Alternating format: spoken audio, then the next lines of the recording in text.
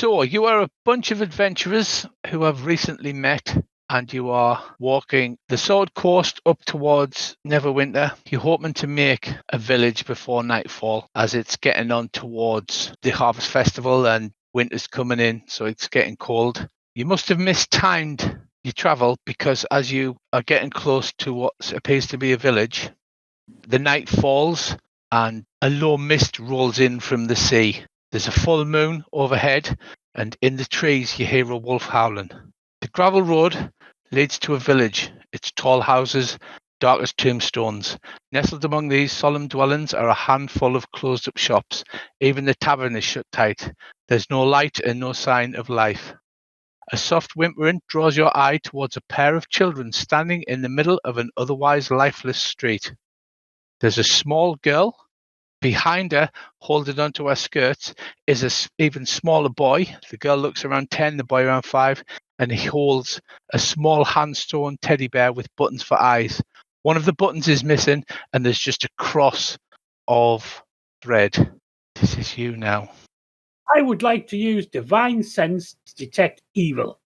You cast your Divine Sense about. Strangely, what you actually get in is static, Ivor. It's as if your detect good and evil is not functioning on this night of All Hallows Eve.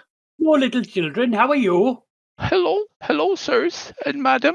Please, we need some help. There's a monster in our house, and our baby brother Walter, he's trapped in the nursery.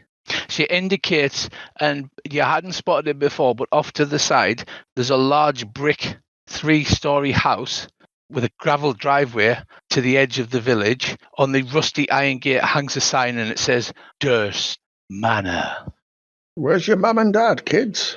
My mother and father are in the house. I don't know where they are. They told us to stay away from the cellar and stay away from the monster, but we heard the screams and the howling, and we couldn't get baby Walter before we had to run away. I'm Rose, and this is my brother Thorn. Breaking into poison songs. Yeah. Please, sirs and madam, please save baby Walter from the monster. Well, so it is. We should go and save the lad. Yeah, we'll go and help her. I'll give her some arms, because I am a good Paloladan. They're quite pale-skinned with black hair, and they look like as if they'd be wearing the fantasy equivalent of Edwardian clothing with ruffles. It's like upper-class clothing as well. It's not. They don't appear to be a poor family. I will still give them arms, because everyone needs arms. She looks down upon Ivor, who's like 2 feet tall, and she's like, why, thank you, sir. What did this monster look like? Oh, we don't know. Mother and father, they told us to stay out of the basement. We've never seen it, but we've heard the screams and the howls. So she leads you to the gate. The gate breaks open in that spooky style, and it's a gravel drive, so your feet crunch, crunch, crunch as you come down the drive and view the front of the house. Get my bow out and ready an arrow.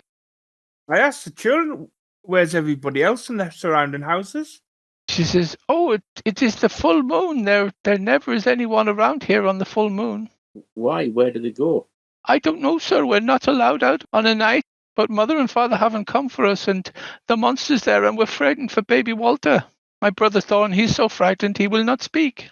And the kid sort of cowers. He's got those big watery eyes, and he clutches his little raggy teddy by one arm and cowers behind her skirts.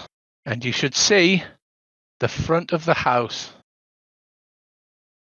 The front of the house, hanging on the south wall of the house, is a shield emblazoned with a coat of arms, a stylized windmill on a red field. There's just a main door. She says, it's not locked.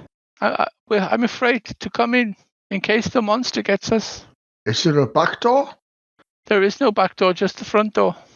Are those windows we can see? There are windows that you can see, yes. Peek through one? Right, you peek through the window, and inside you see what looks like a well-appointed living room. There's a table with 4 chairs to one corner, and off to the other side there is some comfortable armchairs which are up against a fireplace. So is anything like it's been disturbed? Has there been any fights? Is it... You want an investigation check? I'm not very good at this. No, it's as safe as houses, lad. Yeah, there's absolutely nothing wrong with this at all.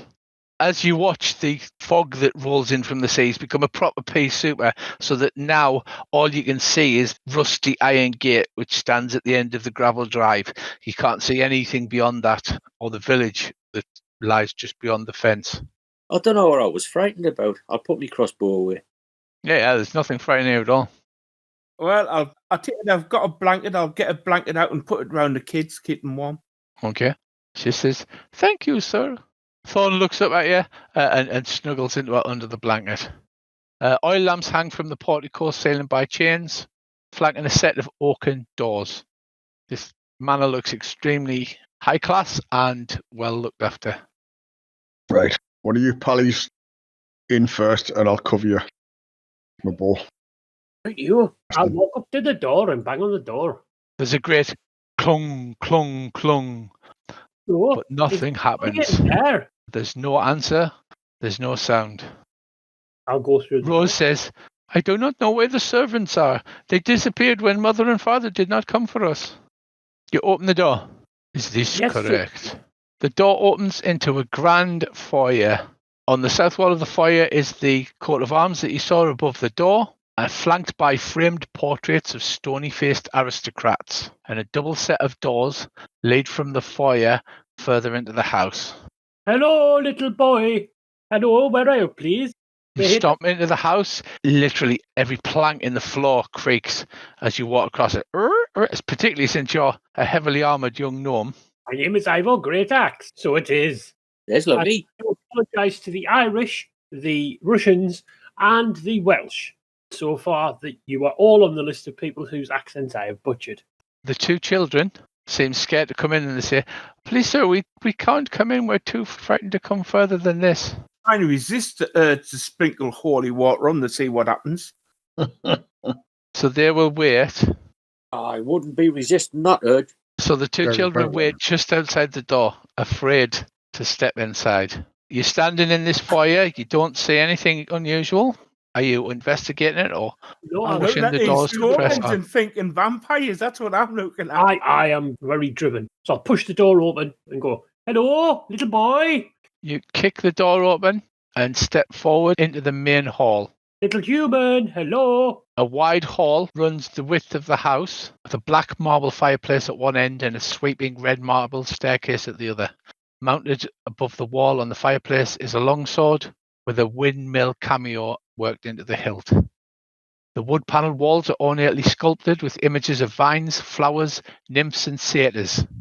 There are several doors in the room, one to the south and 3 to the north you can see, and there's also the sweeping spiral staircase leading up into the house. It's still eerily quiet. The lanterns and the torches that are lit are sort of low and guttering so that the light is very overcast. You cry out, but you don't hear anything. There's no response.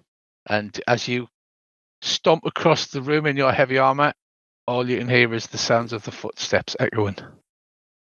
There isn't by any chance a wood basket next to the fireplace, is there?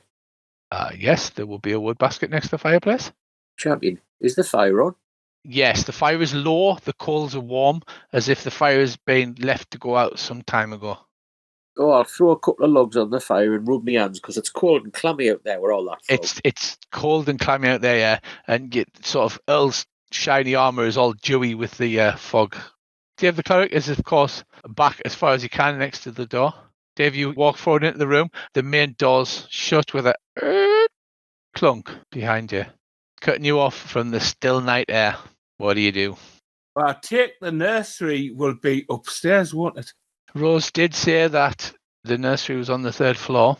Well, we'll have to go up the stairs, won't we? I try gently opening the door with my foot, see if it hasn't mysteriously locked behind us. No, that one's still open. All right. It's the front door. So as you head towards the red marble staircase, you see another door to the north that was previously hidden. I'll shout the stairs, hello, little small boy. It echoes up the stairway because it's posh marble and very echoey, but there's no response, just the echoes from above. I listen to hear anything. You can roll a perception. So, listen, you smell that? Bubbles. No, all you can hear is the clink clanking of the very short, violent gnome that leads the way before you. Could I ever listen at these two doors in this alcove? You absolutely can.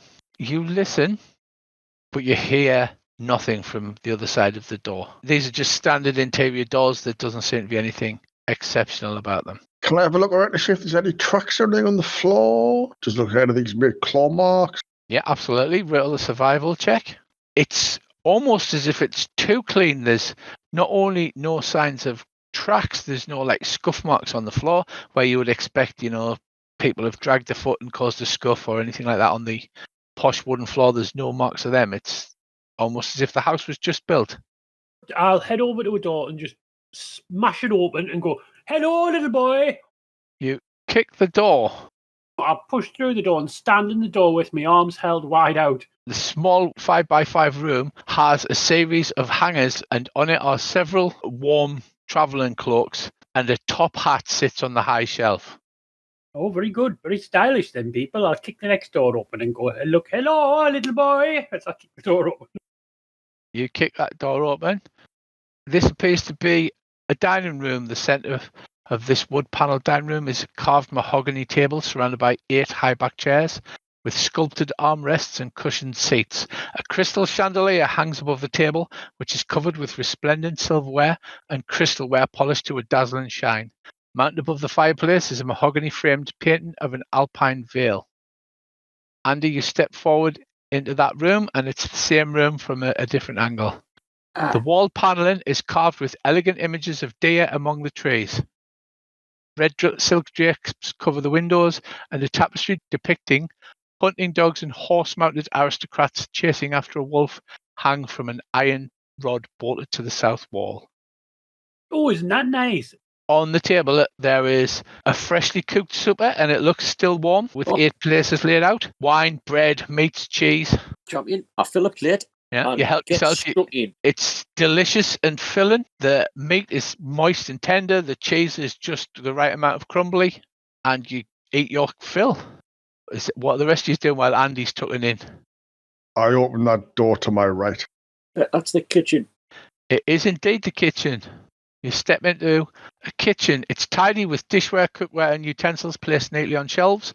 A work table has a cutting board and rolling pin atop it. A stone dome-shaped oven stands near the east wall, its bent iron stovepipe connecting to a hole in the ceiling. Behind the stove and to the left is a thin doorway. So go into this living room. What do I say? It looks like a hunter's den. Mounted along the fireplace is a stag's head, and positioned around the outskirts of the room are 3 stuffed wolves. 2 padded chairs draped in animal furs face the hearth, with an oak table between them supporting a cask of wine. 2 carved wooden goblets, a pipe rack, and a candelabrum. A chandelier hangs above a cloth-covered table surrounded by 4 chairs. 2 cabinets stand against the back wall. So presumably you're just opening the doors and poking your heads around and having a look. Yeah. And I'm also going, "Hello, little boy." So where's the cellar? Is the cellar the door to the cellar in the kitchen then? You haven't been in, but you shout through to Legolas, "Can you see a door to the cellar?" And he says, "There's no door to the cellar down here unless it's behind one of these 2 doors." Go to the north, check. You open the door to the north, and it's a pantry.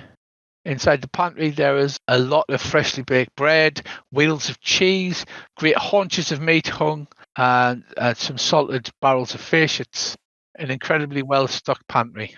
I'll borrow a few bits and stick them in my backpack for later. There's a small door in the south corner. Well, I'm a small door opener. Right, well, Bubbles steps over to the door. The small door actually conceals a dumbwaiter.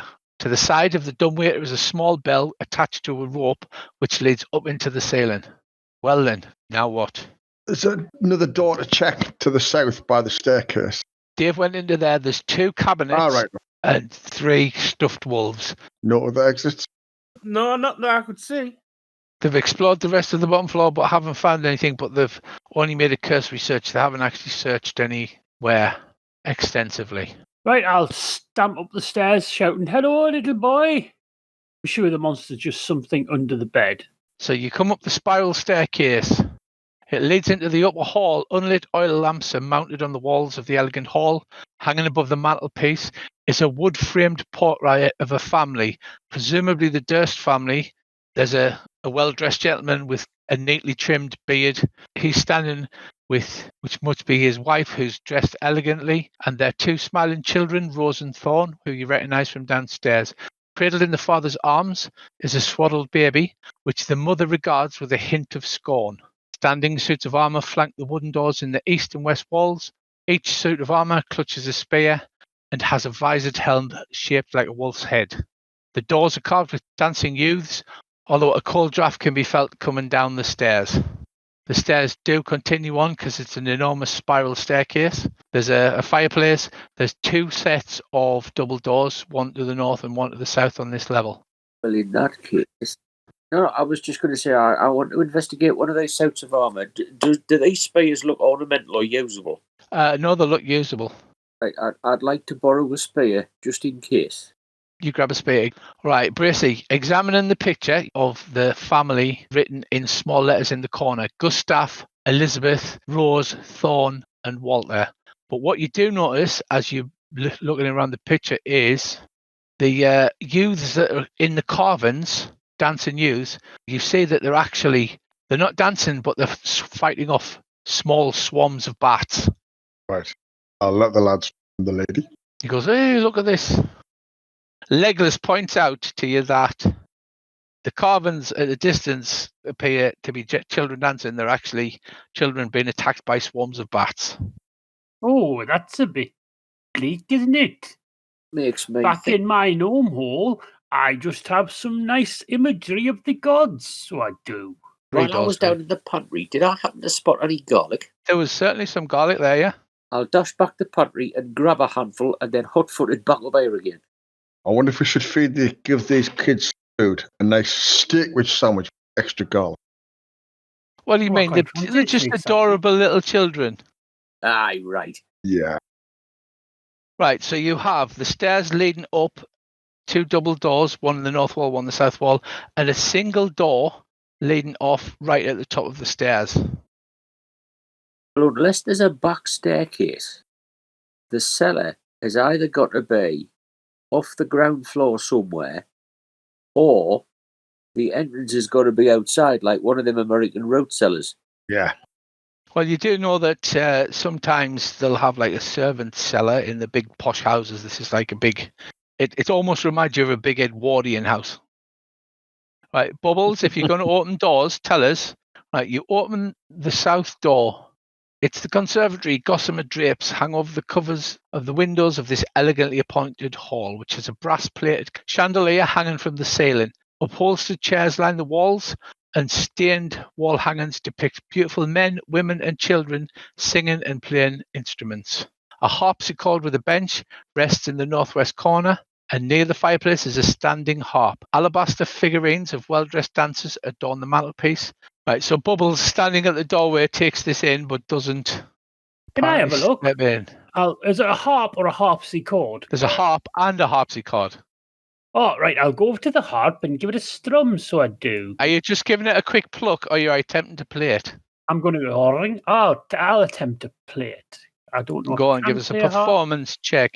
I'm well known for my ability to play a harp. Oh, no, wait, it hasn't got in the hole. All you got to do is double click it. How can you miss the hole? You would be surprised. Right. Oh, balls. I got Right. With a twang noise, you grab hold of the string and yank it, and one of the strings snapped, making a discordant tone. I think it's broken. That's enough to put a bloke off his piece of cheese, is that? You will end up all bound up with all that cheese. I had a brother. Die, die, die! I would say to him, die! Stop eating all that cheese. Hang on, look. This is how you do it. Oh, Right. so that's very pretty. So it's Yeah. So you're slightly hampered by the fact there's a string missing, but you have a good go and get something reasonably approximate to a tune out of it. Oh, I think you could be quite good at that. You ever thought of being a bard, maybe in a cross-class type situation? Oh, I don't know about that. That sounds like hard work. Oh, I think you could do quite well. She's like, what are they doing in my adventure? Right, Well, I'll have a quick look around the room. And then I'll head for the stairs, because obviously the child must be upstairs. Oh, what's this room? We haven't kicked the door down. Right, you have a quick look around the room. Let me just check your passive perceptions. Ooh, Ivor's got a passive perception of 9. So your quick cursory scan around the room does not reveal anything. It's probably because you cannot see out that helmet, see? That's a very good helmet, though. I'm going to try and get out the door, but I can't take my little man through the door. Oh, no, that's a wall, that's why. Oh, hey, I made it through. I'll go and open this door. Okay, what about the rest of you who are still in the room listening to Andy strum out an approximation of a tune? I'll have a look round the room. I think I'd better do that while I'm having a look as well. Right, you look around the room, you don't find anything interesting like a pair of cabinets was downstairs, but what you do find is, upon closer inspection, those alabaster statues are not as they appear to be. I had a nasty feeling you were going to say that. Closer inspection of them reveals that several are carvings of well-dressed skeletons dressed in ball gowns. Oh, that's a bit macabre, isn't it? Right, Earl, you kick the door open to the library. Red velvet drapes cover the windows to this room. An exquisite mahogany desk and matching high-back chair face the entrance and the fireplace, above which hangs a framed picture of a windmill perched atop a rocky crag. Situated in the corners of the room are 2 overstuffed chairs. Floor-to-ceiling bookshelves line the south wall. A rolling wooden ladder allows one to more easily reach the high shelves. Hello, little boy. Are you in here? So it is. There's no response, but as you look, you notice that there are several items on the desk at the far end of the room. Well, I better have a look at those. There might be a way to find the boy. Once you examine the desk, there's an oil lamp, a jar of ink, a quill pen, a tinderbox, and a letter kit containing a red wax candle, 4 blank sheets of parchment, and a wooden stele bearing the windmill insignia that you've seen before. Oh, I'll write a letter. So far, my apologies for our entrance, but so far we owe you for some cheese and some garlic. I will leave remuneration once we've finished ripping our way through the house looking for your child. I wouldn't like you to be out of pocket, so it is. You might want to add on to that the large slab of ham, the 2 loaves of bread, and the pan of butter. Some ham, some butter, and some bread. Yes, so it is. Investigate this room. All right, go on, roll an investigation check. 18. So you search the room, David. As you search in the desk, there's a drawer underneath which you pull open, and inside is an iron key. Oh, someone should take that in case we need to open a door. The boy might have locked himself in a cupboard. I had a friend that used to lock himself in the cupboard. We used to say, Alan, come out of the cupboard. I'll put it in my pocket, the key then. Right. The other thing you notice, one of the books on one of the shelves in the back corner of the room looks larger and out of place. The rest of them seem to be organised by size, whereas this one's just a little bit bigger and a little bit thicker. I'll pull the book out then. Right, you pull the book and it's hinged and there's a click and a secret door opens. But it does that spooky Scooby-Doo sort of, you pull it goes click and it goes as the door slides open. Isn't that the way they're all designed? Right, so Dave, you're heading into the small secret cubby behind the shelf, is that correct? Yeah, I'll be heading to see what's in. This room contains bookshelves packed with tomes. These tomes have gold filigree on the spines and things like that, whereas the other ones didn't. A heavy wooden chest with clawed iron feet stands against the south wall, its lid half closed. Sticking out of the chest is a skeleton in leather armour. Clutched in the skeleton's left hand is a letter with a broken red seal on it. Oh, well, let's have a look at that.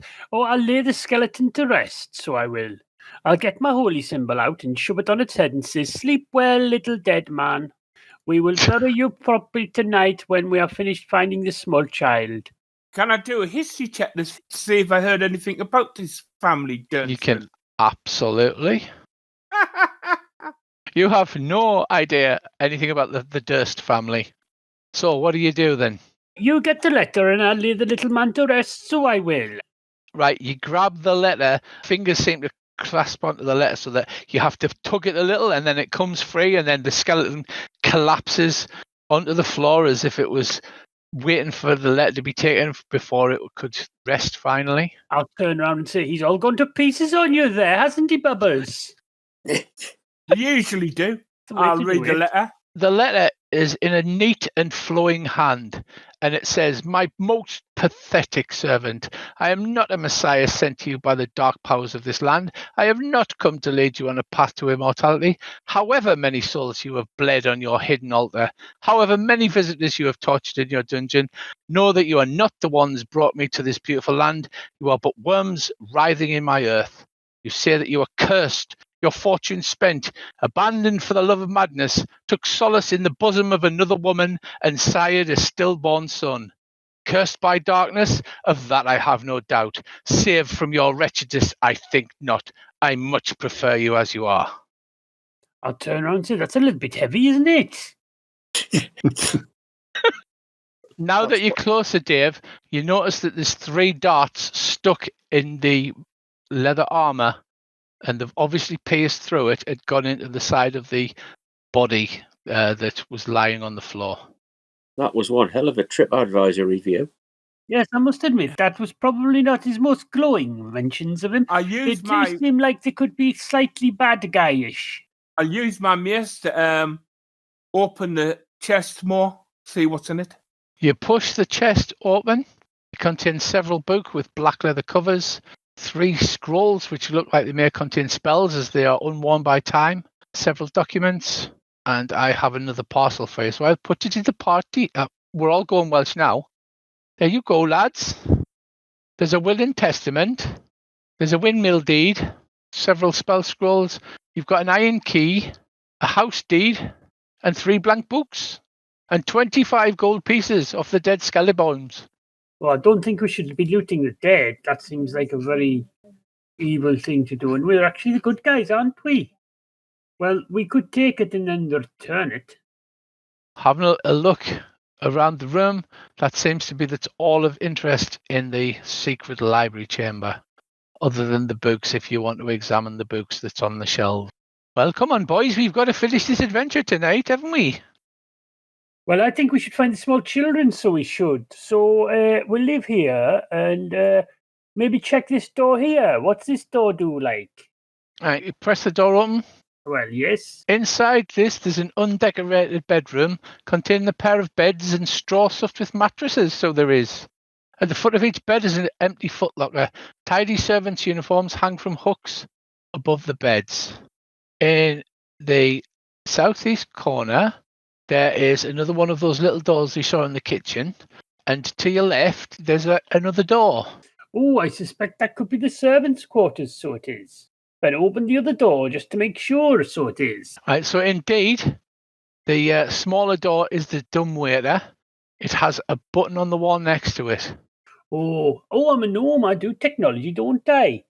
I will use my gnomish insight. No, it's artificer's law to see if I understand how a dumbwaiter works. So it is. Right, so you press the button and you hear a small bell tinkling from down below. It seems to be have activated the bell that was in the kitchen. Oh, I'll press it again. It goes ting-a-ling-a-ling again. I'll play a very well-known just read hymn on the bell. Right, so for a couple of minutes you play around with the bell until everybody gets bored and starts slapping you away. The other small room in there is the servants' closet, which has several other clean uniforms hanging up. Well, this is no good. There's not a small boy in here. I'll go up the stairs, so I will. Yeah, I'll follow him, covering him. I'm just stomping around this place at this point, shouting, "Hello, small boy," in a strange Welsh accent. Right, so you arrive on the 3rd floor. There's a dusty balcony with a suit of black plate armour standing against one wall draped in cobwebs. Oil lamps are mounted on the oak panelled walls, which are carved with tiny scenes of trees, falling leaves and tiny critters. Oh, well, there's nothing much in here, so we'll go to this door and poke my head in and say, "Hello, little boy, where are you? Your brother and sister have sent us to rescue you," so they did. They're very worried about you. Right, stop. As Legolas steps there, there's a screeching, clanking noise as the black suit of armour comes to life and swings at him with his mace. Right. It catches you by surprise, so it gets a free attack before you roll initiative. It slams you, or maybe not. It slams you again, but this time it hits, and you take a small nick on the side of your arm. My cousin Di had a friend called Small Nick.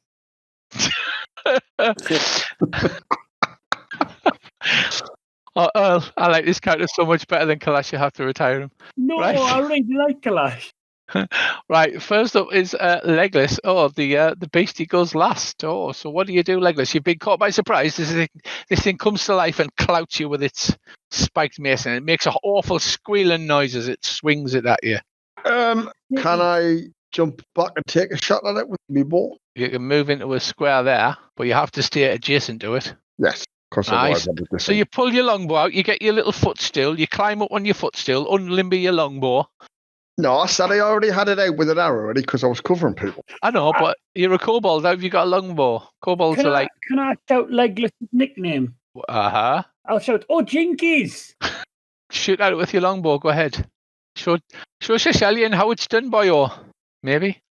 Yeah, hang on. Nice. So you quickly recover. You shoot the arrow. It hits. Roll your damage. See, Dave, that's how a ranger does it. The arrow sticks into it. Next up is Bubbles. I'll take a swing at it with my mace. You see a true ranger stick an arrow straight into the middle of it. So you take a mighty swing, but you miss. Do you have anything to do with your bonus action or anything like that? No. Okay. Ivor, Oh, well, I've none of that, you sword, you be. You naughty little animated suit of armour you is. I'll go over and smash it with my great axe, so I will none of that. oh, you hit, so it is, boyo. Right, 5 damage. The beastie's wounded. Right, saving smite causes extra damage, and it's a bonus action. I knew there was something to do with smites that were good about paladins. Yes, I'll do that. Your axe bursts into fire. More than me. I'm going to cast Toll of the Dead. Did it fail its save? It did. What does it do? Point at a creature you can say within range, and the sound of a dolorous bell fills the air around it for a moment. Take 1d8 necrotic damage. If the target is missing any of its hit points, it instead takes 1d12. Oh, nice. Oh, the creature doesn't make a noise, but this black energy peels out from your hand, and there's a big bong noise of the tolling of a bell, alerting everything in the house and 5 miles around it. Bong you've got there? Is there anything else you'd like to do? Not really, because I can't get in close enough to belt it with me mace. Okay.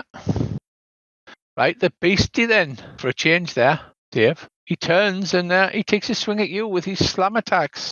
Oh, he hits, doing 7 damage to Bubbles. And then he swings his second attack.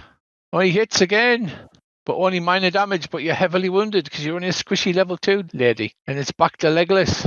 I'll put another round in it. Well, another arrow. You shout loose and you shoot him with an arrow. Go on then. Again, the arrow strikes true. Breaks off part of its plate mail. Underneath, you can see there's nothing inside the plate mail as you break off a shoulder plate. Do. Bubbles. Right, I shall walk here, take a swing at him. You swing and miss. And what about your bonus action? I see if I can get a heal. And you call upon your god to heal you. Nice. Ivor. Oh, so it is. I'll smash his head in, so I will. Oh, I missed. Sadly you miss. Maul him in. Well, I suppose I'd better, since everybody knows we're here. I'd better- See, even you're going a bit Welsh now. Oh, you know what? I can't do the accent, so I apologise to all my Welsh friends. There's lovely, isn't it? Well, they know we're here, so I'll ring the bell again. Oh, he fails. Bloody hell's teeth. Oof. Pick the bones out of that. You blast it, there's a great bong, and literally the echo of the bong, it shakes the armour apart, which shakes it literally piece by piece. It collapses on the floor, and the last thing that's floating is the head, which then falls, lands on top of the pile, and spins slowly round. No, set that off. It was apparently when Legless got close to it. There are several doors on this level. Like I said, this level looks dusty, the other levels didn't. And there's double doors to the north, one to the south, or one to the west at the top of this stairs. Well, I'm going to one to the north, so Is there any footprints apart from ours in the dust then? No, you can't see any. Oh, as you come round the corner, you reveal another door. So where do you want to go now? I think if there was a suit of armour up here defending the place, there should be something up here worth finding. Can I have a good poke about, like looking for secret doors and stuff? You can. That'll be investigation, won't it? It will. It's 16. Oh, in the south wall, right next to where Yeah. Bubble's standing, you do see what appears to be a slightly discoloured portion of like the wood panelling. Uh-huh. I shall point this out to Bubbles while I'm asking her to shift, and say if I can work out how you open it.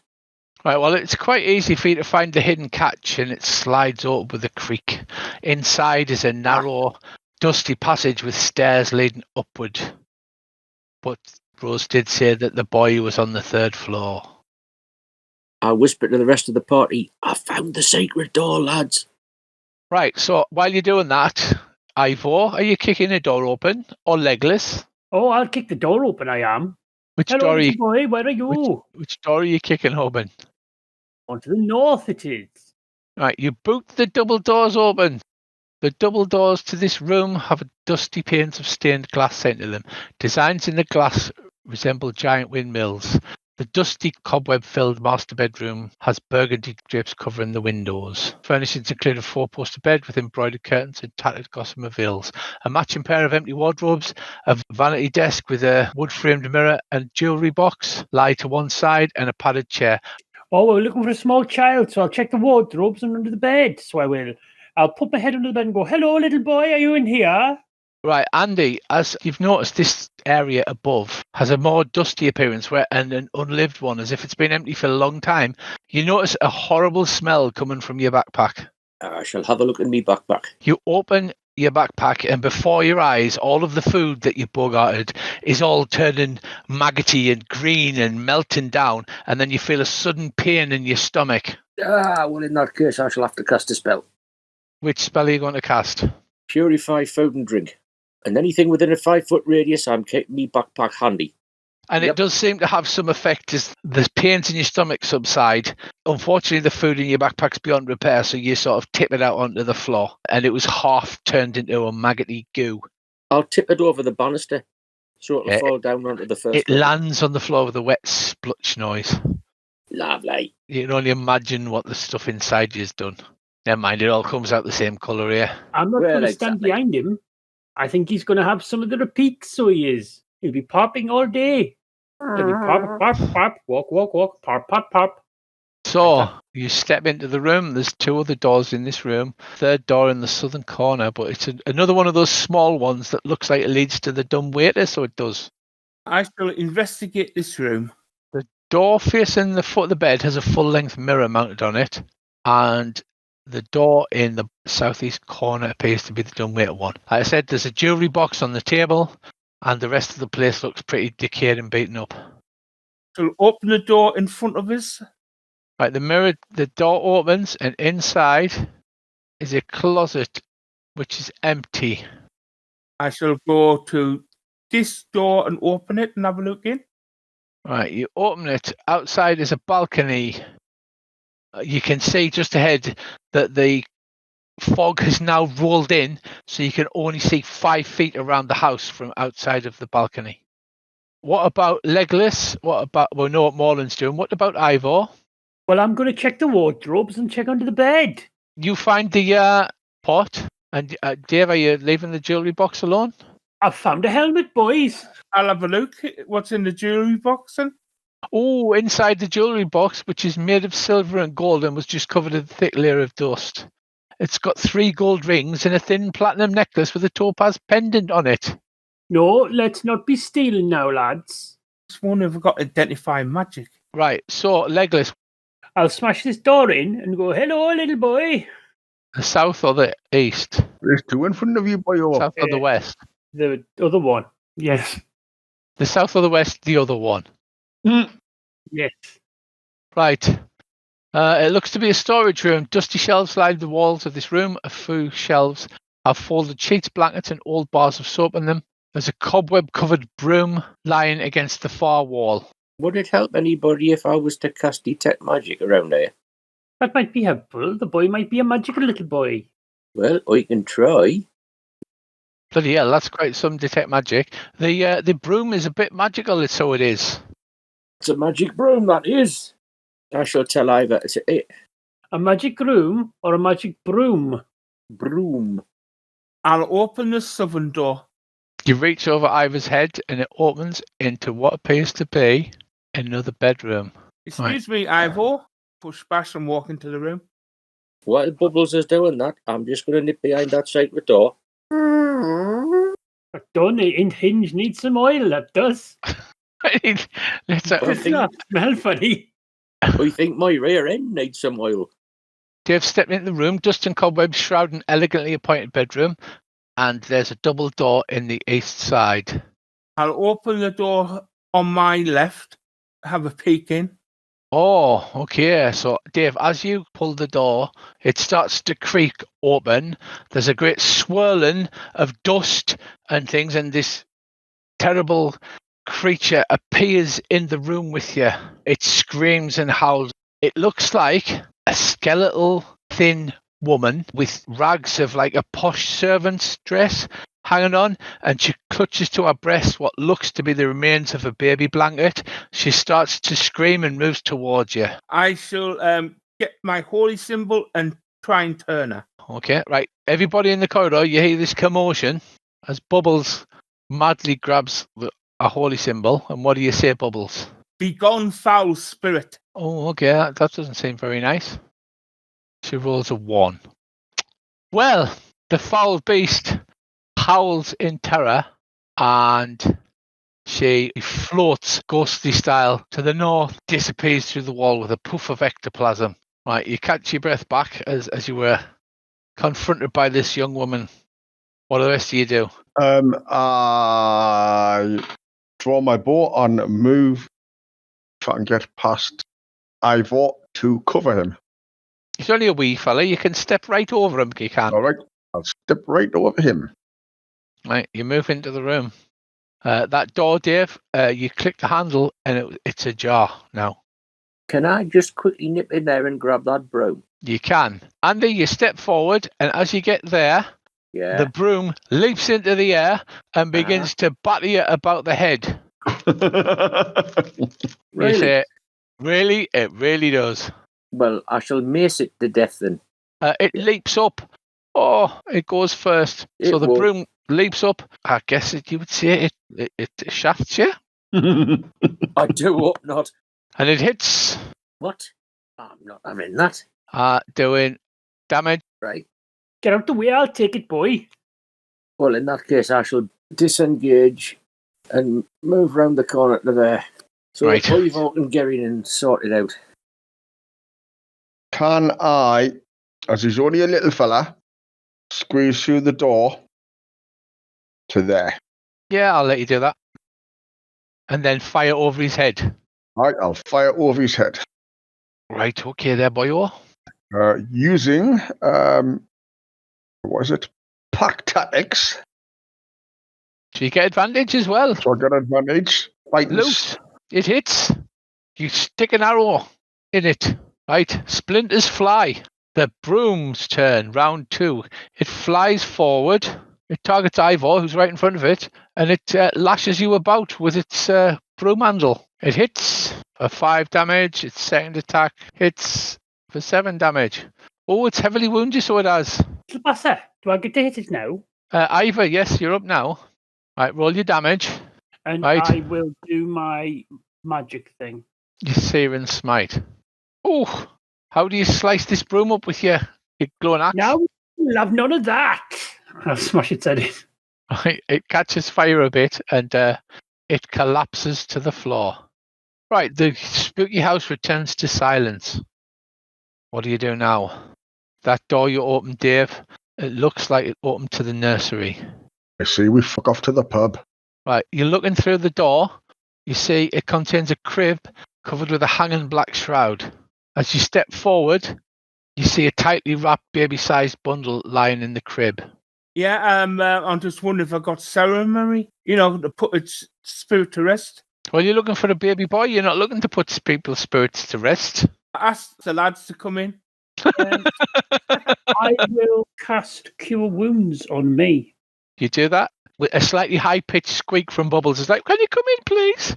Right, you go in. You see a crib covered with a black hanging shroud. Inside, you see a wadded up baby-sized bundle lying inside the crib. Have a look in the crib, so I will. Hello, little baby. Are you all right? We're here to rescue you. Bloody hell. And he's running away. Right, so you grab hold of the bundle moves, and there's just a whoosh of dust as it comes free, and it's just a decaying little blanket that's inside the bundle. Oh, dear. They think that the blanket is a child. That seems very strange. I wonder if they've been brought up right. Is that a door in the south, is it? There's a double door in the south. There's also a door up and round the corner that Ivor seen when he was up in the other bit in the main bedroom. I shall go to this door, I think it is, and open it.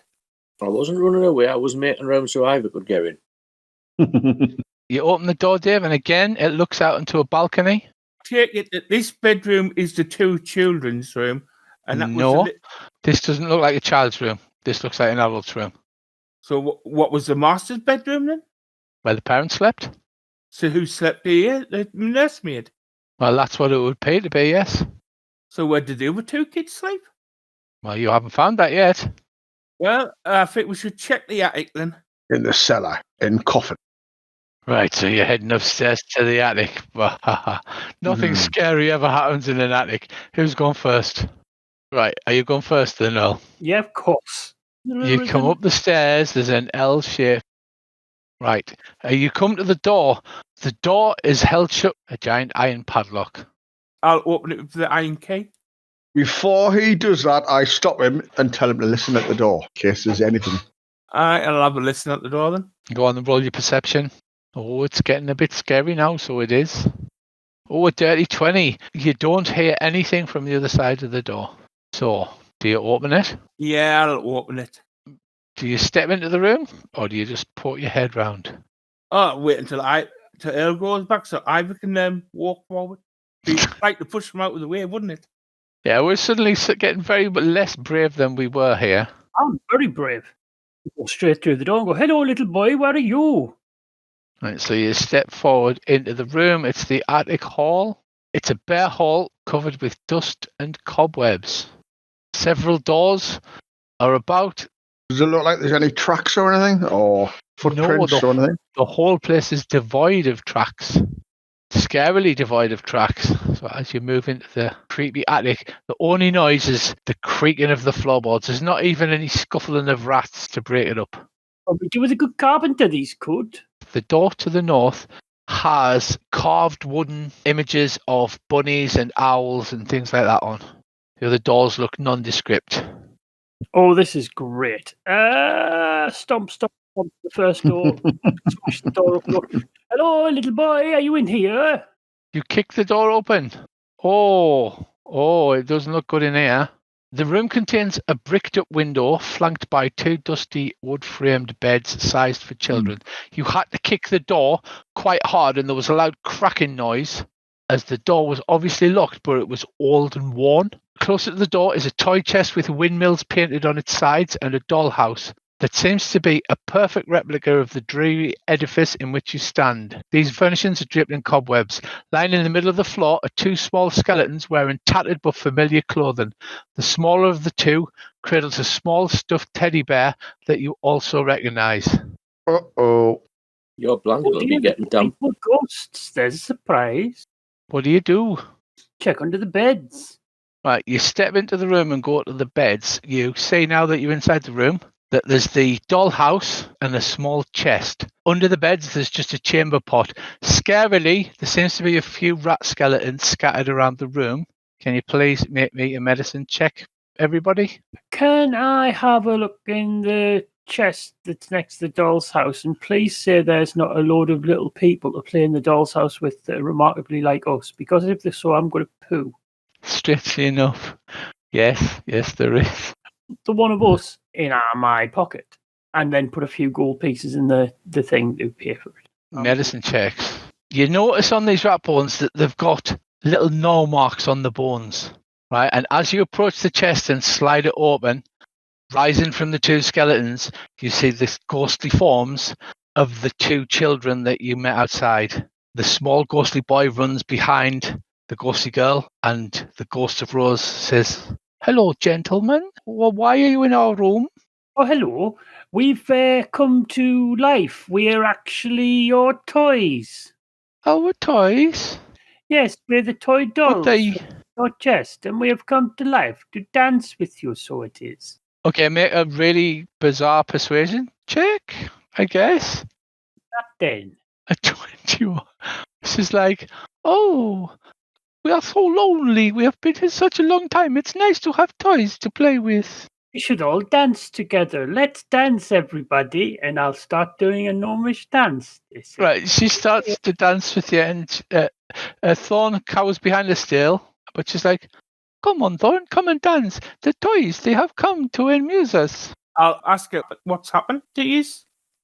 Well, Mummy, she went into a fearful rage about baby Walter, and then she came and she locked us in, and we waited to be let out, but she never came back. And I tried to keep Thorn alive. I fed him as best as I could, but then the rats ran out, and we died. And we're so hungry and so tired. We need to rest. We're so tired. Is there any way we can help you rest?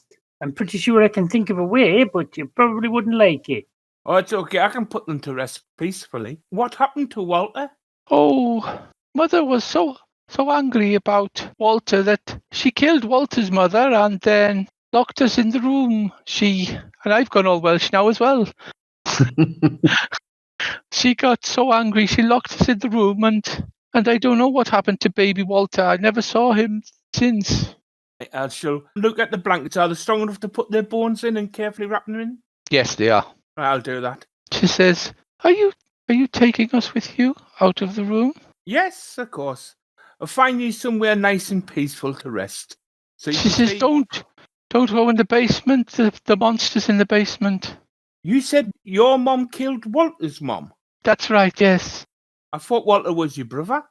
Walter is. He's our baby brother. Your dad had 2 wives? No, but he used to like to cuddle with the nursemaid. And she had baby Walter. I think I saw his mom. Well, she won't be around anymore. She says, but we need to sleep, and our beds, they are in the basement. I thought your beds was here? No, not to sleep in. That's for our bodies. How do we get into the basement? She says there's a secret door that opens to the stairwell. Look, and she gestures to the dollhouse. It's one of those old-fashioned wooden door houses where you lift up the roof and then like the front opens and there's little tiny people. There's like a little tiny wooden peg figure of an adventurer who's like lying dead over the top of the chest in the secret room that you saw. And can I see the secret door that she's pointing to? Yes, the secret door is in the next room, in the room to the south, and a stairway that leads down. She says, Will you take me, pretty lady? Yes, of course I will. I'll take you both. Right, as you say that, she moves forward and a form zooms into you and welds with you. You just see the spirit of this ghost disappear inside Bubbles. And Bubbles, you can now hear the voice of Rose in your head. She says, What about baby Thorn? Who will take baby Thorn? She says this just only to Bubbles, who's the only one that can hear her. Well, can I not take him as well? No, there's no room for so many spirits inside one body. I'll say somebody's going to have to take Thorn with us. The ghost that's Thorn looks about because he can't see his sister anymore, and he sort of cowers in the corner. I'll back away from the door. Come on, Thorn. You. So the young boy that's Thorn tentatively walks forward and then does the spiritual possessing your rent-a-ghost style as he zaps inside you, and you can hear the voice of Thorn for the first time inside your head. Dave, you have gained the following character flaw. I like being in charge, and I get angry when other people don't tell me what to do. Earl, you've gained the following character flaw as you are being influenced by Thorn. I'm scared of everything, including my own shadow, and I weep with despair when things don't go my way. Oh, that's great. someone lead the way then, and we'll go down to the spooky cellar. Or It's very dark, and although you got dark vision, everything's in black and white, Earl, and you'd much prefer it if somebody lit a torch. Oh, I like the torch, yes, I'd like the torch. Right, you move in, and there's a doorway with a set of stairs leading down into the darkness. All right.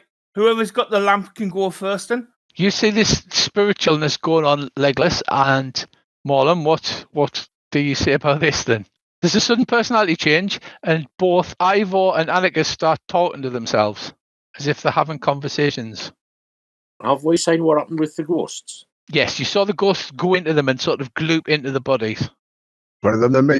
Do you think we should play along with that? I whispered to Legolas. Or do you think we should do something about it? Start fucking around, just put them down. Oh, Bracy. Always be Bracy. Its chambers packed with old furniture, dusty racks, standing mirrors, dressed mannequins in the light, all draped in white sheets. Near an iron stove underneath one of the sheets. An unlocked wooden trunk is half open. Ooh, can I have a look in that while we're here? Hook. You head to the trunk, you have a look. Inside, you see skeletal remains. There's a skeletal arm hanging out, a tattered bedsheet. The bedsheet is stained with dried blood. Can you make me a medicine check, please? Yeah, Dave, it looks like somebody was repeatedly stabbed with a bladed weapon, and there's several marks where she was stabbed. And Rose says in your head, "That was Malta's mother. Mummy killed her because she was very angry." Are you coming out of the bedroom, or are you just staying there for the rest of the adventure? I'm going to come out slowly. I'll come to the door and point my head around and make sure there's no horrible things there. And then I'll follow it. Wait, everybody, I'm coming. You follow them into the room. So Dave nods as he speaks to Mollum and says, "Yes, this is the body of the maid who was stabbed to death by Walter's mother." I'll take her bones with us as well. As you touch the bones, again you see that swelling. The nursemaid manifests in front of you. She screams and howls, and she looks mad with pain and anger. I look at her and say, "Calm down, we're here to help." So you hear Rose, and she says, "Can I speak to her?" She screams, clutching the small, tattered baby blanket to her breast. You hear Rose's voice come out of Anarchus's head, and she says, "These nice people, they are going to save Walter. They are going to help us all." The creature, it literally howls, and it raises its razor sharp claws above your head, Dave, ready to bring them down and tear great strips out of you. And then it just seems to let out a howling wail. It drifts over into the corner, kneels down, and then just appears to start weeping. And she says, "We will help Walter, and then we will help you." And it just sits in the corner and cries and weeps and clutches its baby blanket to its chest. Dun, dun, dun. Let's head to this cellar then, or basement. You head to the basement. The long winding stair leads down all 3 levels and then heads underneath the house. Who goes first? Well, it's not be me. I'm carrying the torch, so he is. You notice Ivor's hanging back, and he's looking like behind everything, as if he's looking to make sure there's nothing going to jump out at him. I'll go first. Come on, follow me, Ivor. Don't you want to be with Rose? I'll be with Rose. You head down.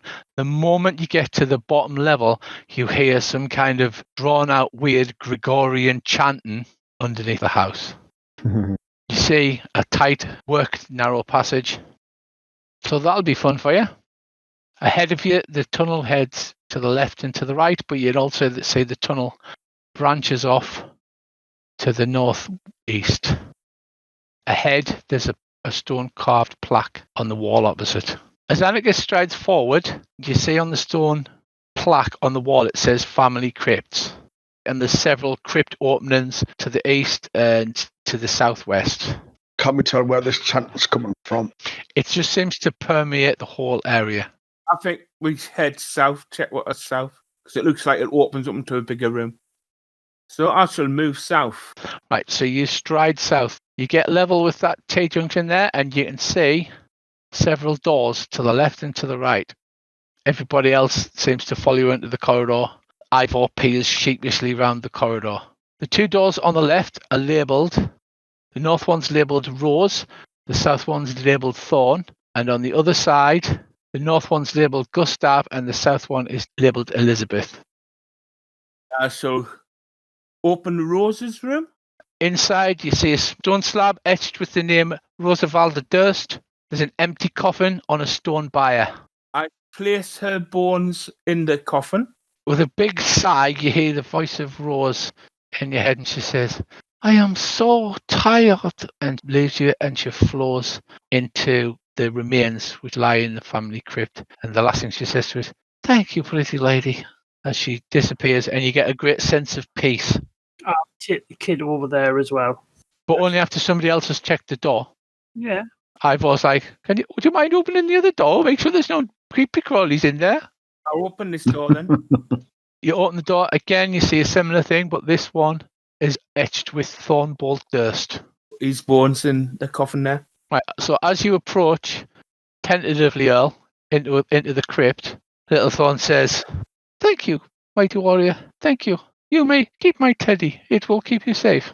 And then his spirit flows into the bones in the coffin. Being a gnome, do I have some string in my pocket? I would say yes. I will tie the teddy onto the inside of my shield because that's where you want to put a teddy.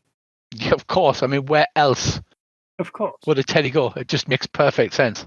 It's now your sigil. Right, so to the south, you've got more crypts to the right, or to the south, it looks like there's a big dining room table. Let's check the other two crypts. Are they like the name of the parents, is it? Yes. Okay, so are you heading to the right, to the family crypts? Yeah. So do I still have that character flaws are gone now? No, your character flaw now is gone. Right, You smashing just- time. You Let's go. just have a lovely teddy. Right, where are you, you horrible undead creatures? So it is. Several crypts have been hewn from the earth. Each is sealed. These ones are sealed with a stone slab. The north one is labelled Gustav, and the south one is labelled Elizabeth. I'll go over to Gustav's and knock on the lid and go, "Come on, get out." Well, there's actually a door there, but I'll it's a sealed door. You need to it's a stone slab. You would need to force it. Should we really be desecrating them? I'm rushing again. Oh my god. Well, you tell me. Should you be desecrating graves? This is the question. Roses and thorns was open. These ones Well, are sealed. It's up to you. I do of course. worship the god of vengeance, so I think we should be making sure these people are dead, as opposed to not quite dead. You can't. You think you got it moving, and a few chips of rock come away, but you're unable to move it. It seems solidly sealed, and if there's any beast in there, it definitely hasn't been out in there in a while because that door hasn't been moved in a long time. Let's check Elizabeth then. Ooh, right, putting you to shame, Ivor. With a great screech, you dislodge the stone that is blocking the thing, and it crashes to the ground and cracks, revealing a stone coffin. I'll knock on the little It's coffin. etched with the name Elizabeth in there? Durst. So you walk in, you knock on the coffin, and then there's a great chittering and a great scratching noise. And as you're standing there, from holes in the ceiling, a deluge of centipedes fall out of the ceiling, landing on you. They land on top of Ivor there, biting and stinging and getting up in your face. But they crawl all over your armor, but they don't seem to have done any damage so far. Ah, bugger, he says. What do you do? It's I'm not narrow gonna tunnels say- and not everybody can get in. Just a moment, I have a cunning plan. I'll charge down. I'll charge past everyone down the corridor and smash myself off all the walls. Right, so you see Ivor pushing his way past you going, ah, covered in a horde of stinging and biting centipedes. He runs past you two and gets out into the main corridor. Dave, what do? You see this boiling centipedes, they're still dropping from the ceiling. And I'll follow Ivor. right, so with a great squeak, everybody bravely runs away from the centipedes. Can you give me an athletics check, Ivor, as you're trying to crush them and sweep them off you? Can I talk to the centipede? I just wondered if my trait of speech of beast and leaf would help. The ability to communicate in a limited manner with beasts and plants. Okay, fair enough. Yeah. You see them crawling over Ivor going, hungry? Tasty. He's not tasty. Get off him. Okay, they seem a little confused by this. Give us a persuasion check. Ivor's like running around, bouncing off the walls, swatting himself, going, buggery, like this. Oh, wow. Possibly It not. goes, crunchy, hungry. But you don't want to eat him. You don't know where he's been. That's a Now very good the point. bloody kobold's gone Welsh as well. Any idea roughly how many centipedes there are crawling all over him? A swarm full. Well, this is good, because according to this, I have a channel divinity charm animals and plants. Oh, nice. If I was to charm them, the trouble is that each beast gets a wisdom saving throw. I would just rule that the swarm. Right. Right, so you present your holy symbol and say what? Wouldn't mind awfully getting off my small short friend. So with the 7, they all stop and look up at you, and then they go to you. Hungry? Question mark. I tell them to go upstairs to the kitchen and eat as much as they like. So if I can take them to the stairs, and I'll point up the stairs, I'll tell them go up the stairs and then go down the big stairs, and when you get to the bottom, you'll find loads of food. They disappear off up the stairs. This massive carpet of centipedes, and they're like, gratitude, hungry, nice. Ugh. Right. Well, after that short diversion, what are we doing now, boys? Do you think we need to shut the door to that crypt to keep them? I think that's a damn fine idea. Right. So now, what are you doing? Like I said, this Gregorian style chanting all the way through. Does it seem to be coming from one particular direction? No, it's almost as if it's been piped throughout the place with speakers. Holding To this. check all this level, see what's on this level. Right, so you head north or south because you haven't been north or south. South. So you head south into the room. It contains a plain wooden table flanked by long benches. Mouldy humanoid bones lie strewn across the dirt floor. In the middle of this wall is a darkened alcove. Well, I'll look in the spooky alcove. You go in, you poke your head in. It appears to be the remains of the larder. A horrible, slimy, slithery noise. And as you look up, this thing that looks like it's all tentacles and mouth is hanging glued in the ceiling. It attacks you. Oh no, lads, it's trying to get me with its testicles, so it is. Tentacles lash out and attempt to enwrap themselves around you. Missing. Hitting. You take 11 points of damage and they wrap around you, and it looks like they're trying to pull you towards its horrible toothy beak that you can see there. It's an awful looking bloody don't want thing. to get me anywhere near them because I'm going to hit him with my thunderous smite. Okay, we're going back into initiative. I'll move up to him. Can I hit the creature from a mace from here? I am going to say yes. You hit. The mace partially bounces off. Are you doing anything with bonus action? I'd see if I got a spell I can use the bonus action. Molamin?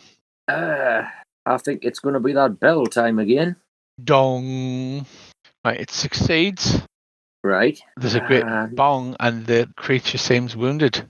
For my bonus action, I am going to try and cast Healing Word on Ivor. Well, thank you very much. It's very nice of you. Yeah, you feel much better as the healing magic floods into you. Right, Dave, have you decided what you're doing with your bonus action? Yeah, I cast Healing Word. I already have. Right, okay. Right. Next up, we have the beast lashes out with its tentacles again. It misses with the first one. The second one spirals round and misses. Ivor, you feel a bit better, and the beastie's coiling tentacles are missing you. I'm going to hit it with my chopper, and then I'm going to cast Thunderous Smite. I'm very bad at this game. You are incredibly bad at rolling dice. Who's not had an attack, sorry, Dave? Legless has another attack. It's true. Legless should have gone before the cricket. It jumped past him, sorry.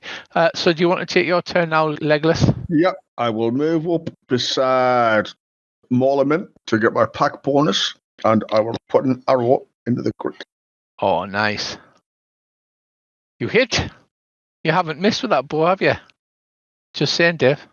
An arrow thunks into it, and It seems to be badly hurt. It seems to be trying to slither like an octopus back up into a hole in the ceiling. But that is a new round. And I guess it's Bubbles. I'm going to try and hit it again. It will disengage on its turn unless you kill it. Nasty. He doesn't get a chance. You crack at one with a mighty blow. Oh, it's very badly injured. It's one of its tentacles goes all floppy and it stops working. Are you doing anything as your bonus action? No. Okay. Morlamin. Right, I'm going to try and cast something else on it. I think we'll have a bash at infestation. Oh, it's saved. I don't think that has much effect then. I guess not. I guess not. So I'll just stay in the corner there out the road. Okay. Unless... Legless, you get to go. I will shoot it again. Very good, sir. Twang. Oh, wow. Crit. Guess what's going to happen here? See, Dave, this is how you do it. You rolled a 19 to 20. Right, so how do you kill this thing? I Do you shoot it basically, in the back of the head? yeah, I shoot it in the back of the head. For a fact, I bounce the arrow so it zings up like the bullet that killed JFK. Sweeps around the corner and hits it right in the back of the head. Excellent. The thing detaches from the ceiling and it's sort of got like a muscly, rubbery body with a big slug foot on the bottom that was hanging on the ceiling. It sort of goes swoop like a dead octopus on the floor right in front of you there. Well, that was Ivor. nice work. That was Legolas. Thank you, boyo. Other than the dead Grick, there's nothing else in that area. Can we have some perception checks, please? Oh, over 13. Great. Ha! The chanting is definitely coming from somewhere to the southwest. The chanting was coming from inside the house. Sorry. It is Halloween special. The Mr. House hasn't gone. Get out. Ivor, I think you want to take some of your healing potions. Yeah, that's a good point. So you see a four-way intersection through the south, Bubbles. You move south, You said Dave. south, don't you? Didn't you? It's now going to the west. The chanting's coming from the west, although it's a four-way intersection. The steps leading down to the west, Come on, but you can boys. also see the tunnel goes south and also heads to the southeast. I'm away. Stomp, stomp, stomp. You see that the stairs go down, and when you get to the top of this second set of stairs, it's obvious that the ghostly chants originate from somewhere below. You go down the stairs, so I will. Stomp, stomp, stomp. Right, you appear here. I'll follow them. You appear on a lower level. The chanting is extremely loud at this point. You can now discern a dozen or so voices saying over and over, "He is ancient. He is the land." He's not in. Call back later. There's a chamber that opens to the right. They seem to be coming from that chamber. Well, it's certainly coming from that way, yes. So then, Ivor, you can see this chamber. It's got lots of shelves around the sides of the walls, and it's got an arched roof, and it's got pillars evenly spaced holding it up. Anybody in there? There's nobody in there that you can see. Stomp, stompy, stomp, stomp. Ooh, a door. You stop into the room. There's several shelves all the way around the outside with a multitude of niches in them containing a random selection of objects. There is an opening to the southwest, and to the southeast it slopes down for 20 feet, and then the tunnel appears to be partially submerged in water and ends in a rusted iron portcullis. From the other side of the portcullis, you can see it opens into a large chamber, and there seems to be partially submerged in water, and there seems to be some kind of dais in there. The Gregorian chanting, "He is ancient, he is the land," is coming from within that chamber. Oh, better go there then. Andy, you've got detect magical. Nothing in this room is detecting as magical, but there's things like small mummified hands, knives carved from bone, iron pendants, 6-inch tall wooden figurines, bags, a desiccated frog lashed to a stick. That's where I keep my frogs. Seem like fetishes to me. Is there any sort of mechanism for raising that portcullis, can I say? Not from this side. I'll check that the water isn't very deep before I step in it and disappear. Yeah, so you poke it, and it's only maybe like 12 inches deep. And is this thing magical before I try to lift it? No, it's just a rusty iron portcullis. Right, I'll dig around in my pockets and get my oil out for my armour, and I'll oil this, and then I'll lift the gate. Okay, make a strength check. Anybody helping him? Yeah, I'll go and help them. Right, sadly, you strain with all your might, but you are unable to lift the gate. It does move a fraction, indicating that it could possibly move. Down those corridors, it's a winding tunnel, but the floor is littered with bones. You can see Yep. several alcoves with shackles in them, Andy, and rotten skeletons in there. And he just went, nope, and just ran back out again. Nope, not doing that. No, thank you. Oh, we'll try again. Okay, if you roll a 1, you will jam the portcullis so it can never be opened. Right, hang on. Give me some numb Viagra. Give him a dirty book. Maybe Legolas should have a go. He might be stronger. Well, who's the strongest in the party?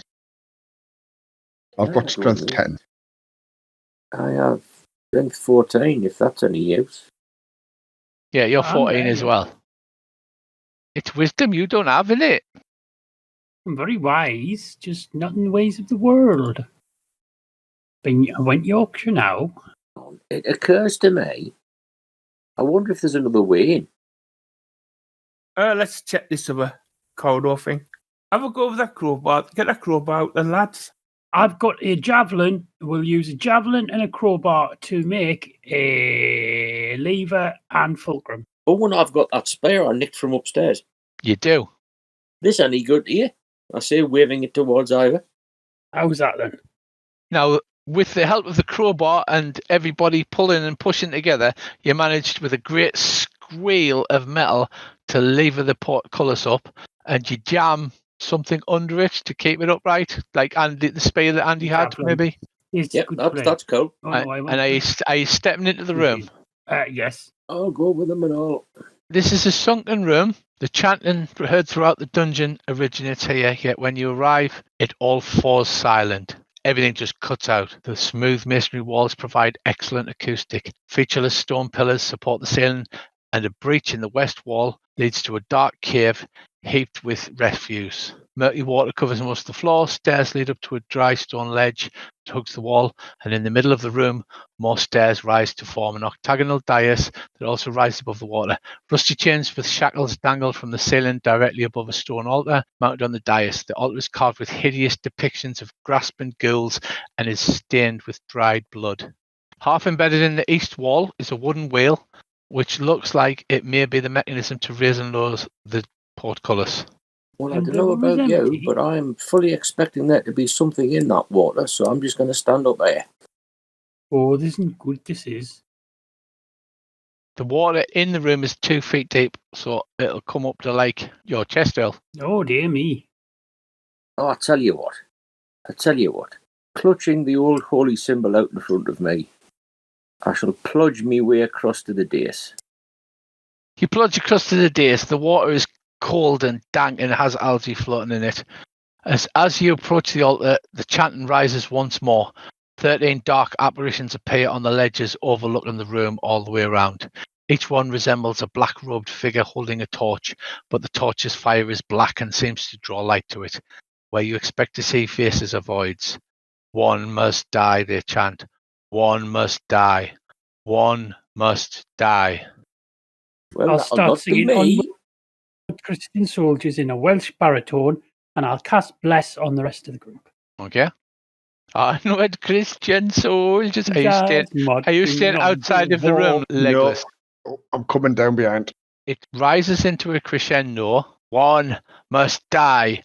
One must die. You can make a religion check. Yay. They seem to be demanding some kind of blood sacrifice on that altar. They do. Oh. I'll turn round and is there a leader type there who seems to be leading? They all seem to be equally ghostly and spectral and even. Well, first I'm going to cast Bless on the group. Then I am going to point at one of them and use the Compel Jewel spell. Right, several things happen at once. There's a great snap as the spear snaps and the portcullis crashes to the ground. The spell doesn't seem to take hold. It's as if they're not ghosts or they're not interacting with the thing. and they chant out in unison, "He has chosen. He is ancient. He is the land. There will be no sacrifice today." The mound in the bottom corner shrieks, and a massive pile of oozing body parts and rubbery flesh appears, and it sort of gloops itself into a roughly humanoid shape as it Is that you, Kevin? starts coming towards you. Boss fight time. It's literally made up of hundreds of body parts. Right, boyos, I rolled some initiatives then, shall I? Yes, I got me bless off, didn't I? You did, you got your bless off. Bubbles. Fire, use the spell Guiding Bolt on it. Okay. You missed, Dave. Is there anything else you want to do? Well, I'll ready my weapons then, because I'm out with spells by the looks of it. Oh dear. How sad. Never mind. Okay, next up is Ivor. I will charge over and hit it. The water's difficult to Earl. Right, I'll pass my way over there and hit it in the head. One of the heads. Crit. 31 damage. Jesus. Hello, Right. boyo! Right, there's a great spray of blood and gunk. It sprays you from head to foot in your armor. Can you please make a perception check? Certainly, but I am now changing to singing Staying Alive. From where you've carved out this great chunk of various body parts and blood and bone and sinew, you can see the foot of a tiny baby just sticking out from the centre. For beasts, I will invoke the god of vengeance. The enormous god of right, you little bassa. So is that your turn then? Yeah. The flesh mound goes next. It targets you and it swings a great gloopy appendage at you. The slam misses. Then the awful gloopy body component seems to try and flow around you as it moves. That's pretty nice. Can you make a save versus Constitution there, boyo? You need a 14. You get so close. You get 12. Horrifyingly, this thing moves on top of Bo and engulfs him in its fleshiness, and he sort of disappears with a pop inside it. That's the end of its turn. More lemon. I'm going to move forward a bit. I'm going to cast Bane on it. That sounds bad. Oh, it failed its save. It hasn't saved, whatever that does. Right, basically, what it means is whenever a target fails its saving throw, makes an attack roll or a saving throw before the spell ends, means we've got a minute. Must roll a d4 and subtract the number rolled from its attack roll or the saving throw. Is that your turn, Andy?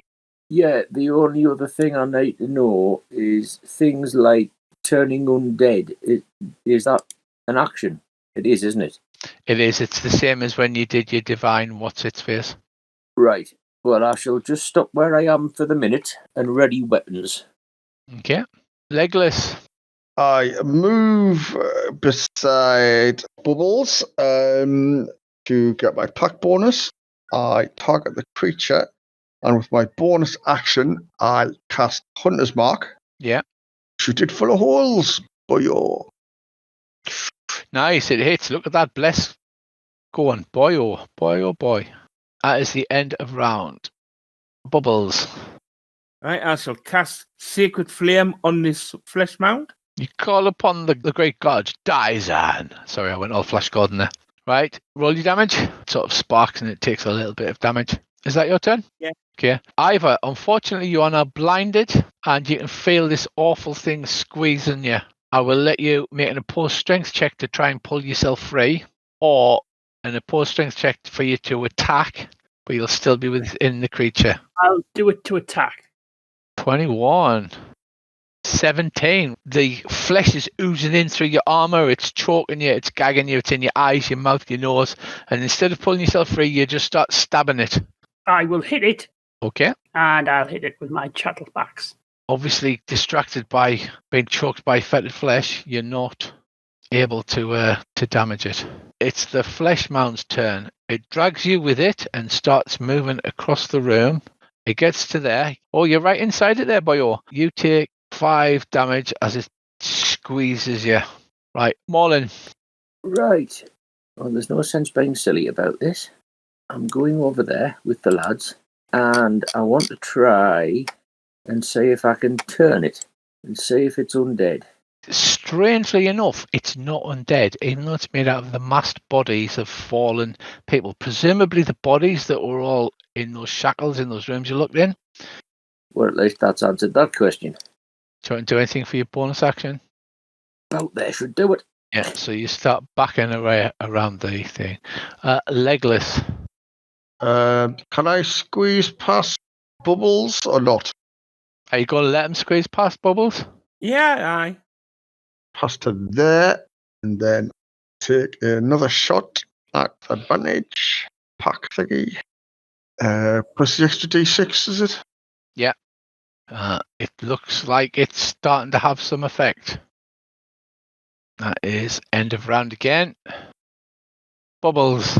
I also cast the cantrip again on it. Okay. It fails its save, so you roll your damage. 1 point of damage. It's too soggy to set fire. Is there anything else you're doing? Probably going to get ready to get clobbered by the fucking thing because if it's got to move at 20. I'm moving to the corner past Will you let Bubbles past? It's now like everybody's trying to get away as much as you possibly can. Yeah, I'll let Bubbles past. Everybody backs up into the corner as much as you can. Ivor. I quite enjoyed that. I only hope she's coming back. But I'll need to make a strength thing as well, won't I? Yes, to do anything. Oh, 20. It's a strong bugger though. 20. You win because you're the active participant. So are you going to try and pull yourself free? no, I'm going to smack it again. I'm going to cast. I'm intrigued. Go on. He looks desperately for the spell. Burn it with fire. Wrathful Smite. It basically hurts it and makes it scared of me. So it might spit us out. Okay. I like the sound of that. It failed its save. There you go, 17 damage. It now says, additionally, if the target is a creature, it must make a wisdom saving throw or be frightened of you till the spell ends. As an action, it can make a wisdom check against your spell DC to steal its resolve and end the spell. It is scared of you, yes. Yay. Right, so it spits you out and you land covered in gore and viscera in the water there. I'll stand up and go, right, lad.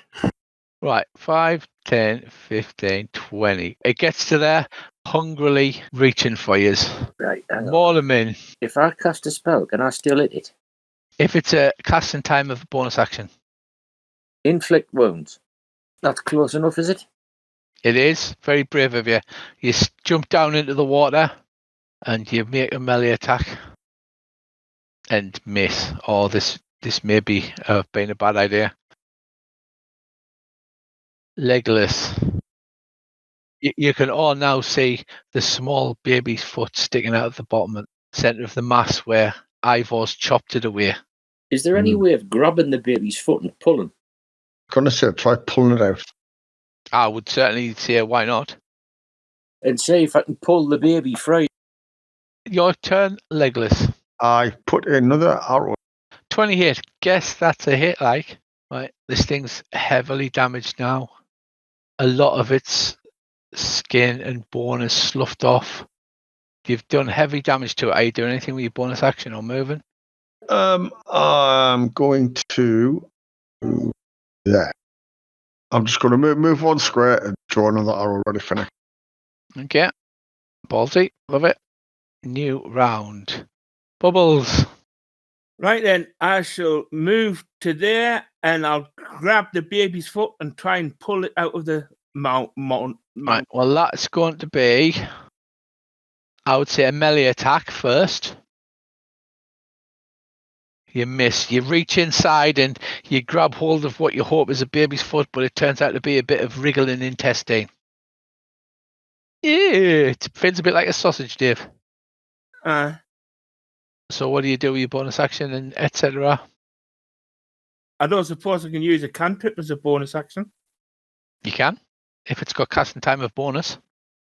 I'll have a look. Nah, one action. They're all actions.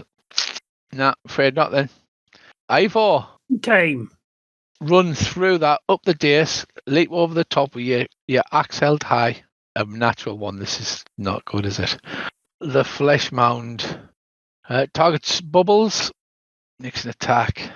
Misses, so it doesn't get to grapple yet. And then it targets, because it has multi-attack, targets Marlin and misses you as well. The great fleshy arms swing and miss. Marlin, it's your turn. There's that bell again. It makes it save and throw, however. Right, no, that'll be my done, but I just need to check something. Legless. I fire another arrow in. Strangely enough, with your pack tactics and your hunter's mark, well, a 28 does hit, yes. You are showing us what an effective ranger can do with a bow. Again, doing heavily damage to it. Next round, Bubbles. I'll try again to grab the baby's foot if I can. Go on then. Oh, again, you missed. The undulating flesh defeats you. Ivor, go on, boy. Boy, Yes, you hit. Bless is canny awesome, like. it is pretty good. All right, you take a mighty swing with your battle axe, boyo. You cut away against incredibly badly hurt now at this point. The poor wee beastie swings one arm each, Marlin, and 2 misses. That bane thing you cast isn't off doing the job. I'm well impressed with that. Marlin, Right, I'm going to cast a spell. Nah, you'd think I was a gnome for a minute there. legless. Shoot it again. Wow, 29, yeah, hit. That one's banning that, like. Look 7 at that. damage. Oh, the thing is barely hanging together now. It's great streamers of intestine and whipping about it like ropes. Bubbles. Well, I shall have another go at grabbing the baby's foot and pulling it out. You grab a hold of the baby, roll an opposed strength check. Ooh, so you've got a hold of it, but unfortunately, the sheer force of this thing, it just holds onto it. But you're still holding onto the foot. Is there anything else you want to do, or are you just going to hang on? Try and keep the tension on it. Okay. Ivor. I'm going to chop it, aren't I? No, you not. You Why, the miss. rascal. Rascal it is. Naughty boy. 2 misses again. More lamin. Fails, so it takes the damage. With a great gong noise, the vile flesh mound literally bursts, splattering you and splatters all up the walls. With a splash, small grey-skinned baby with black eyes falls to the water. You I've still assume got hold of it. this is baby Walter. You've got hold of its foot, so its head Kill dips it. under the water. I lift it up. You lift this grey-skinned baby up. What do you do with it? I think we're going to have the bury it. I think maybe put it in the same coffin as Rose, because I don't think it's got a separate coffin of its own. Well, you didn't say one. Use the treasure box as a little coffin. Well, we could check around to see if there's another crypt for the baby. The portcullis raises as of its own accord. The walls of the house shudder, but not like rock, like living flesh. Parts of the ceiling start to collapse. Oh. It looks like the whole thing is coming down upon your head. We'll get run out for here it. post station. Time to leave, boys. You begin to run to the exit. This is a skill challenge. As a party, you need to succeed 5 times before you get 3 failures. So the first challenge is avoiding the rocks. You run towards the exit. You take it in turns to roll, and who wants to roll the athletic roll as you run towards the exit, holding the body of this small child? I don't I've mind got rolling it. +4, Who's got the best chance? I've got +2. Yeah, I've got. No, I've done it. It's all right. We're good. Oh, you've got +4. Right, you do it. I've already done it. I'm running, boy. So the party avoids all of the fallen rocks. Several crash down next to your heads and narrowly miss you. You start up the stairs into the cultist quarters. The cultist quarters are flooded, and the water is filled with body parts and garbage. Somebody needs to make a DC 12 strength athletics check to help the party through the cultist quarters. Not you, Earl. You've already done one. It's got to be a party check. Somebody else has to make. Oh, wow. Okay. There's some difficulty as Earl disappears. His head goes under the water, but Legolas grabs hold of him, drags you coughing and spluttering above the water. You spit out what appears to be a bit of somebody's finger, Earl, and you keep running. Okay. Chewing. Right, you reach the dining room area. The bones in the dining room area are spinning around the room as if caught in a whirlwind. It's razor sharp, and it looks like it will cut you to ribbons if you don't avoid them. So what we need is a DC 10 perception check to spot a gap to run through. Perception I've got +2. -1. Remember, plus Legolas 3. is already gone, and Earl's already gone. I'll do it. So stepping forward, Oh, shit. Marlon shouts, "Let's get out this way." He goes 1, 2, 3 now. But unfortunately, you're caught in the rain of bones. Razor sharp edges of bones cut and tear at your faces, leaving nicks in your ears and your noses. And you run on, holding your hands blindly above your faces. You reach the spiral staircase. The spiral staircase have angled to create a slide. You need a DC 12 athletics check, and we've only got Dave. You're the only one that hasn't rolled, I believe. Oh! Another 20. So Dave skips up the stairs. Everybody else seems to struggle and slide on the slippery slope, but Dave jams his feet either side of the stairs, grabs hold of your hands, and helps you up to the top level. So we've got 4 successes and 1 failure. So you head up into the attic, and as you emerge from the attic, the 2 secret doors, which are now open, leading to the nursery's room and the other room. There's no door anymore. It's just a doorway full of spinning blades.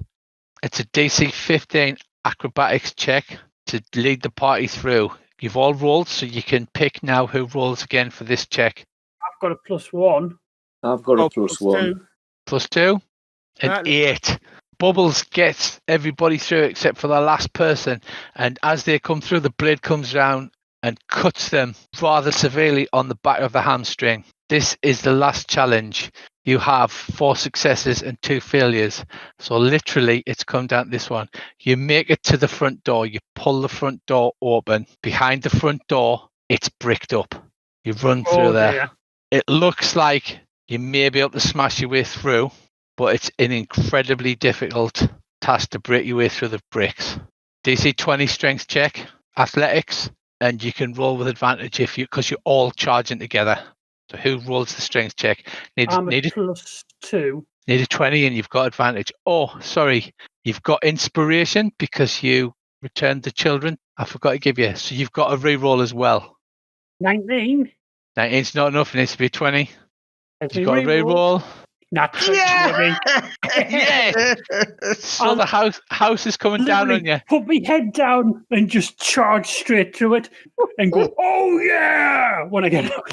Right, the brick wall bursts outwards. The children are not there anymore, and you crash through the door. And as you do, the whole house collapses behind you. A chandelier has come down, narrowly misses you. Like the lintel of the door comes down, almost taking the head off the last person through. But you manage to crash through the doorway, escaping the house, which then collapses in on itself until it's just a pile of rubble. You walk down the driveway. You're still holding the body of the small child, but as you walk down the driveway, the body dissolves, turns to ash, and then slowly floats away on the wind. You see the mist has gone back, and it's gone back as far as the gate, and propped up against the gate is a coffin. The only way out is past the coffin and through the iron gate. Could try and put an arrow through this bloody coffin to nail it shut. With the baby dissipated and the house destroyed, you walk down the drive towards the coffin. I've got my bow out. You get close to the coffin, maybe 5 feet away. Can everybody please roll a d20? Unbidden, the lid of the coffin pops open, falls to the ground. Inside, you see the corpse of Legolas. He's pale, white, as if he has no blood in his system. 2 tiny red pinpricks are at his neck, and the corpse falls out of the coffin, collapsing on the ground. You all turn and look at Legolas and then freeze, whether by spell or by horror, you're not sure, as Legolas, with a high-pitched squeal, bursts apart into an enormous cloud of bats.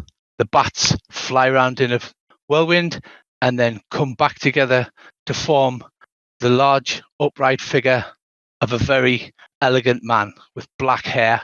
He wears red regal clothes, and he says, "Thank you for helping me deal with this problem." He turns round to face the ruins of the house. and you swear you can feel the house quaking with fear. He says, "Don't you forget, you get the scraps that I give you. You do not take whatever you like. The next time, I will kill you." The house gives off the feeling as if a beaten dog, and then shudders, and Count Strad von Zarovich turns to face you all and says, "Thank you, my friends. You have been a great help. You have removed a terrible evil from this land." And then he turns and walks into the mist. The voice you hear over is, "Please, refresh yourselves. The red wine is a great vintage." You look down. Next to the corpse of Legolas is a picnic basket with a bottle of red wine. And then the mists slowly roll out, and what passes for dawn breaks over the top of the hedge around the house. You gather the dead body of Legolas, carrying him out, coughing and spluttering, and watching you from a distance is a small figure of a girl with a small figure of a boy hiding behind him. Welcome to Aw. Barovia, the end. Wow. That was cool. That was really cool. Oh. So happy Halloween, everybody. Welcome to Ravenloft, this time for real.